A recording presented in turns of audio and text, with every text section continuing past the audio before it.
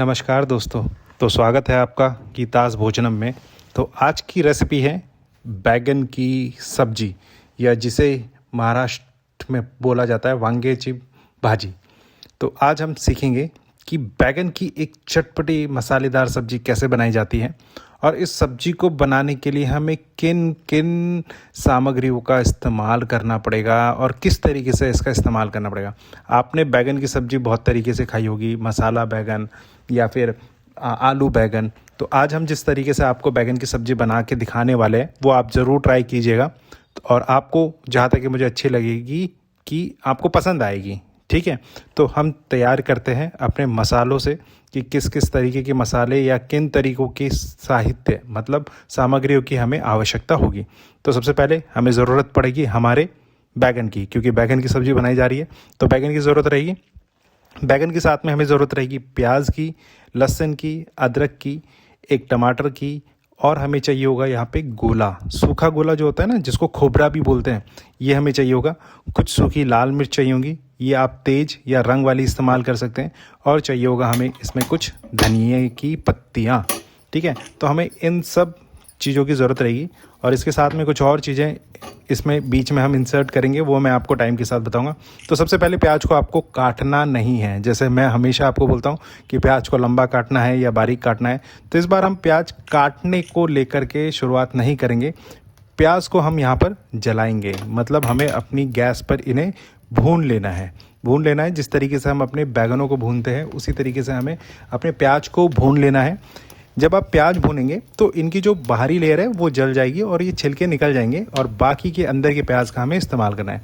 और इसके साथ में हम लेने वाले हैं गोले का एक टुकड़ा, जो कि सूखा नारियल है।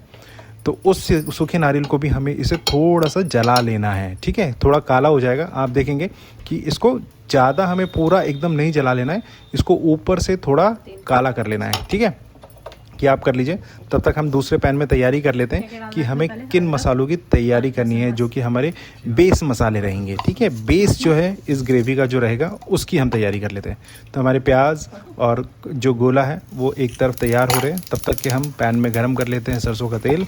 आप चाहें तो इसमें रिफाइंड तेल या जो भी तेल आप इस्तेमाल करते हैं वो आप इस्तेमाल कर सकते हैं। इसमें हम डालेंगे एक चम्मच ज़ीरा डालेंगे। ज़ीरा डालने के बाद में हमें इसमें डालना है लाल मिर्च, लहसुन, अदरक।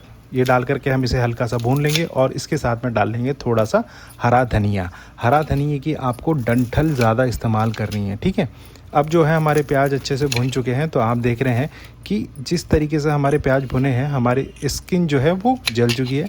तो हम इस स्किन को बाहर निकाल देंगे, और बाकी जो प्याज है हम उसका इस्तेमाल करेंगे, और गोली को भी हम एज इट इज़ इस्तेमाल करेंगे। उसमें से हमें कोई छिलका नहीं निकालना है, कुछ नहीं करना है, क्योंकि इसकी प्यूरी बनेगी।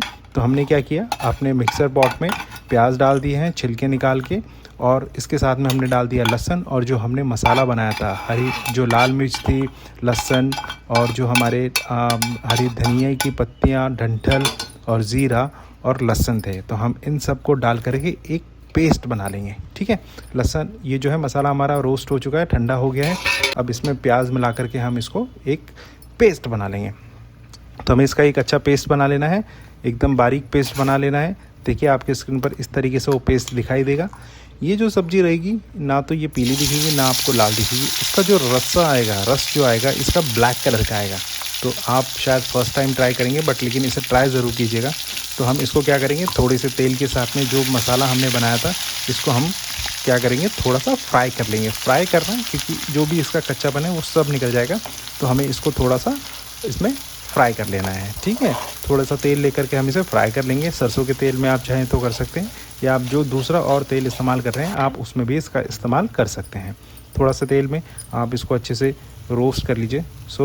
इस तरीके से जब हम इसे रोस्ट कर लेंगे तो हमारा लहसुन जो है, जो हमारा पेस्ट था, अदरक, लहसुन और जो प्याज थी और हमारे साथ में इसमें गोला था, वो इस तरीके से दिखाई देगा।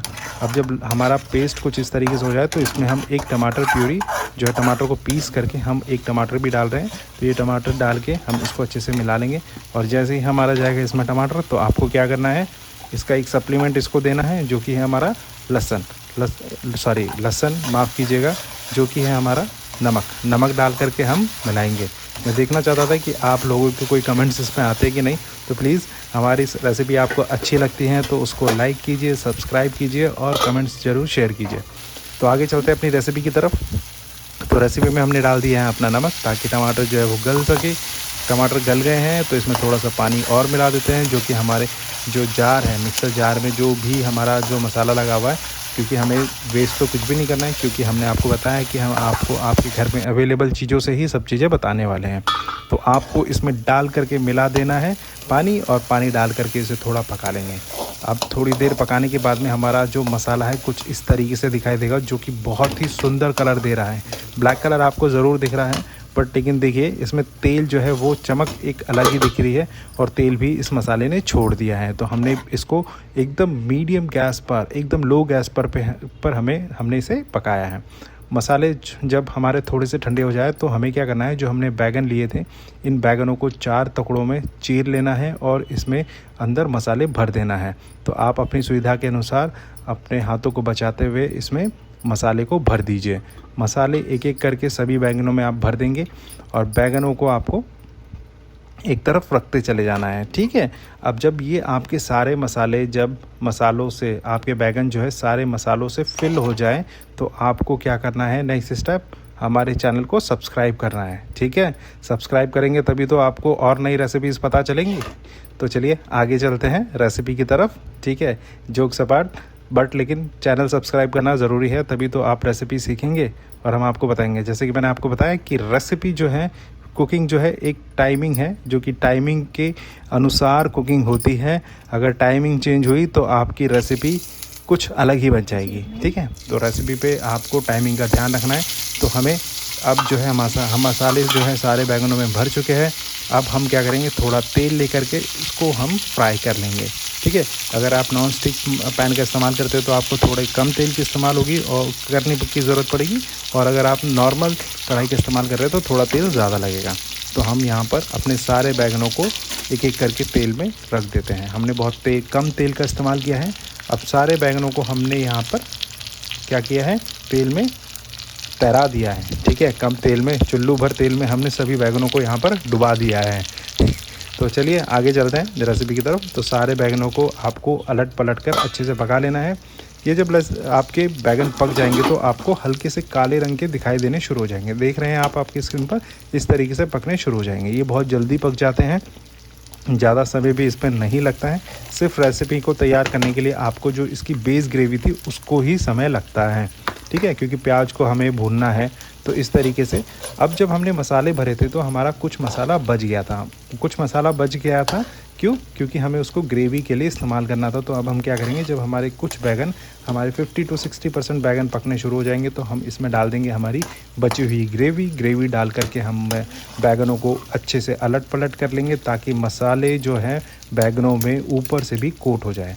अब ये जो मसाला इसमें कोट हो चुका है, अब इसमें मिल चुका है। आप एक बार यहाँ पर टेस्ट करके देख लीजिएगा कि अगर किसी तरीके से आपको लगता है कि मिर्च या नमक की कमी है तो यहाँ पर आप उसको ऐड ऑन कर सकते हैं, ठीक है। अगर मिर्च आप कम खाते हैं तो कम आपको इस्तेमाल करनी है, क्योंकि हमने शुरू में ही यहाँ पर लाल मिर्च इस्तेमाल की है। और अगर आप नमक चाहें तो उसमें डाल सकते हैं, अगर आपको ऐसा लगता है कि किसी तरीके से नमक की कोई क्वांटिटी कम हुई है। तो इसमें हम थोड़ा सा पानी डाल करके पकाएंगे, ताकि बैगन जो है, मसाला जो है वो अच्छे से कोट हो जाए और बैगन बचे हुए, क्योंकि बैगन की डंठल जो है ना वो पकने में थोड़ा समय लेते हैं। हमेशा ध्यान रखिए कि बैगन जो है बाकी उसकी बॉडी पक जाएगी, बट लेकिन जो डंठल वाला हिस्सा है ना वो जल्दी से पकता नहीं है। तो आपको ध्यान रखना है कि बैगन की डंठल भी हमें पकाने हैं, ताकि बैगन के डंठल जो है अपने बाकी चीज़ों को छोड़ दे।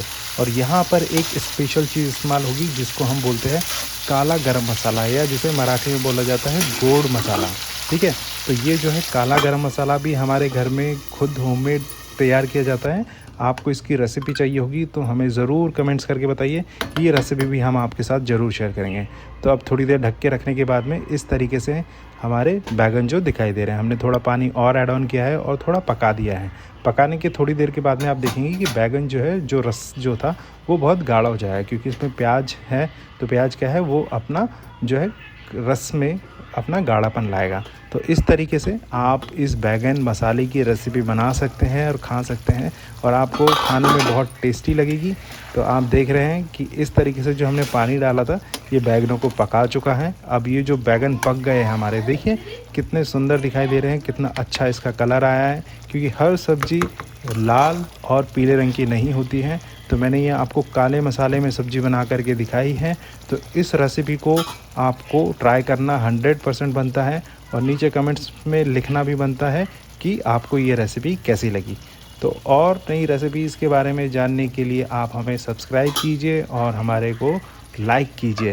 और इसको हरे धनिए के साथ में सर्व करेंगे। आप इसको रोटी, चावल या फिर पराठे के साथ खा सकते हैं। बहुत ही लाजवाब रेसिपी है। तो मैं आपको छोड़ के जाता हूँ इस रेसिपी के साथ में।